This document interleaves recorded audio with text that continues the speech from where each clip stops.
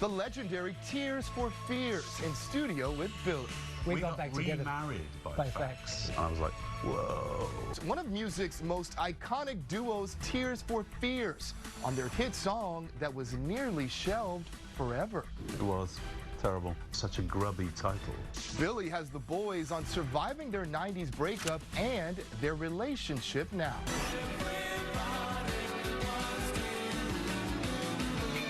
What a classic tune. Everybody wants to rule the world. Shout. Head over heels, Mad World, Tears for Fears has been turning out top 10 hits since the 80s, and they're not done yet. They've got a new album, and they just added more shows in Las Vegas. Billy's sitting down with the boys in the band now. 4 decades plus of iconic music. Kurt, Roland, thank you so much for being here. You're welcome. And for being together. Incredible. Here's a toast to your relationship. Invisible champagne.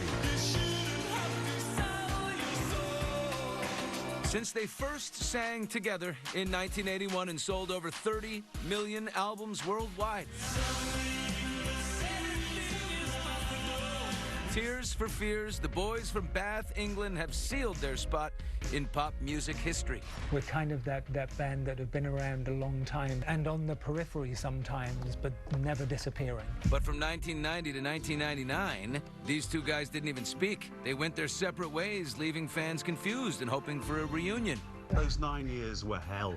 The 9 years in the wilderness. We were struggling, I think, as a partnership. We were desperate to find out who we were. After the 90s apart, who was the one that came back and said, I can't quit you? It was. Well, I don't think it was like that, really. Well, you know, Phil Collins got divorced by fax. Well, we got back together by remarried by fax. Kurt said, "Hey, here's my number. Give me a call." And I was like, "Whoa." One of the pivotal moments of your career is when you wrote Everybody Wants to Go to War, and which became Everybody Wants to Rule the World.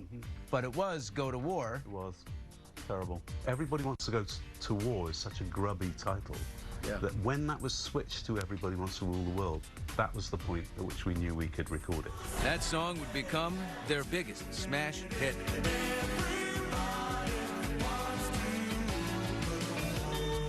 Staying #1 for weeks in June of 1985 and returning to the charts 36 years later in 2021. Even Lorde did her own version of the 80s anthem for the Hunger Games soundtrack. Everybody wants to rule the world. There's something wonderful about tracks that are as simple as that, and, you know, I would cite Mad World as well, which is a pretty simple song.